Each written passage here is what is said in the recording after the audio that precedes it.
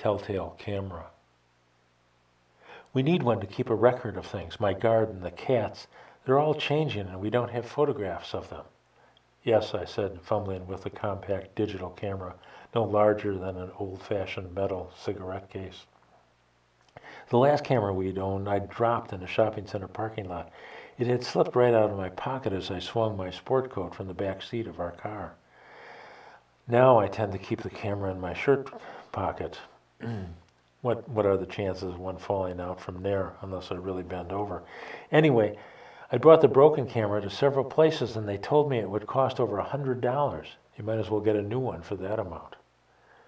I had not, but my mother had. Oh, it was to be my birthday present, but I knew better. This was our camera. I would figure out how to use it and she would take all the pictures. But until I pressed the on button, I hadn't realized it talked. I was struck by the soothing female voice. And as someone who was, or would soon be, a 55-year-old man still living at home, I didn't often hear soothing female voices, at least not young, sexy ones. You are in the narrow focus zone. This was better than what I was to hear from Cynthia, owner of Cynthia's bar down the street, later that day when she stopped her car as I was walking my dog. Robert, you must keep your mother away from karaoke nights at my place. She's an embarrassment and actually driving away customers.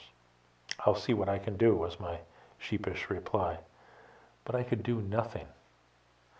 That, I thought, was why she bought the camera. She wanted pictures of herself on the bar's deck, swaying with a microphone, a 300-pound woman in a miniskirt with her hair piled on top of her head and a sparkle around her eyes.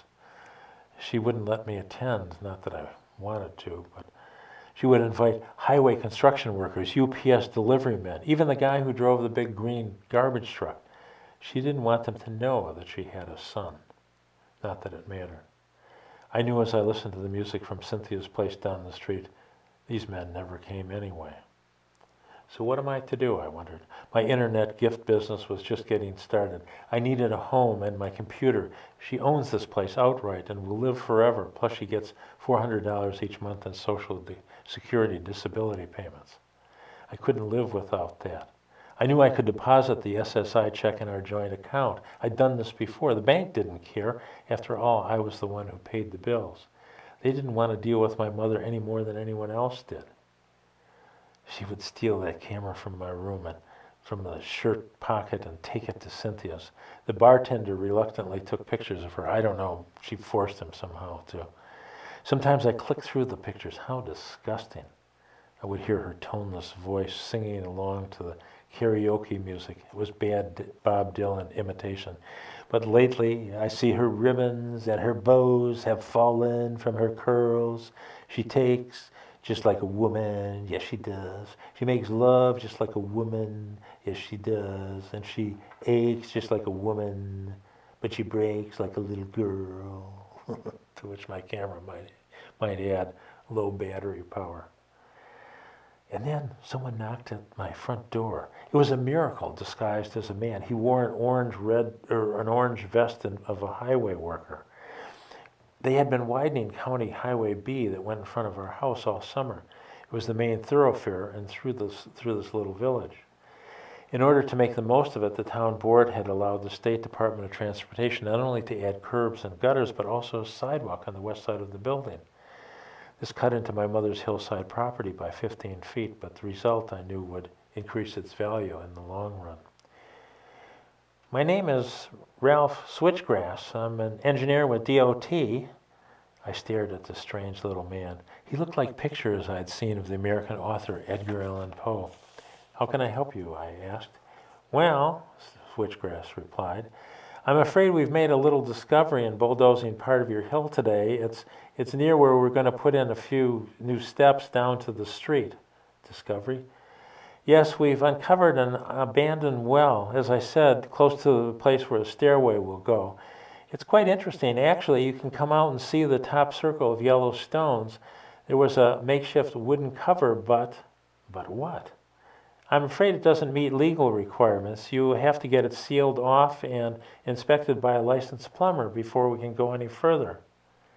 Listen, I replied angrily, pushing past the man and walking quickly 20 feet toward the excavation. This construction wasn't our idea, and we're not paying for anything. You want it sealed off and some plumber to certify that? Then you're the ones who are going to have to arrange it. Switchgrass caught up to me and stood by my side. I mellowed a bit, looking at the hole. Why did they close up this well and drill another one right by the house? Does that make any sense? I asked. Ralph Switchgrass simply took an ample-sized rock and dropped it down the old well. It made a clunk 30 or 40 feet below, but not a splash. Let me see what I can do, the engineer said, blinking over at me. But I was already lost in the world of possibilities. The hole was round enough and deep enough for my mother. What do you want? She asked impatiently early that evening. She was wearing her karaoke outfit, ready for another night out. Why do we have to go out there and look at this now? I will never hear that grating, whiny, peevish voice again, I thought as I looked quickly both ways. And then we were standing by the edge of the old well, swung the baby sledgehammer I'd been holding behind my back, and whacked Mom on the top of her head. For a moment, nothing happened. She just stood there, and then, as her knees started to buckle, I dropped the sledge and gently guided her body so that she collapsed, not to the ground, but into the gaping black hole before us. It was ugly, I have to admit, how her head smacked against the outer rim before gravity sucked her huge body into the abyss, and the sound of her hitting bottom was grotesque. But I couldn't think about that now. I had work to do before dark. I got the rusty wheelbarrow from around back, dumped the water that was sitting in it, and with a spade went down to the rear road to a spot where the highway crew had put some earth that they'd scraped up from the excavation. I filled one load, wheeled it back to the old well, and dropped it down the hole. Then I did this 4 times more. It wouldn't do much in terms of filling the well, but it would hide any sight of my mother's body.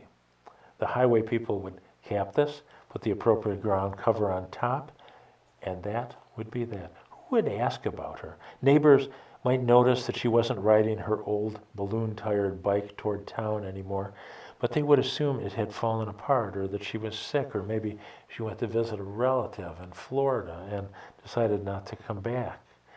Even the most polite of them would not hazard asking me, her son, about her. Better to imagine the best. Let sleeping dogs, or in her case, let a dead, overweight, obnoxious cat lie.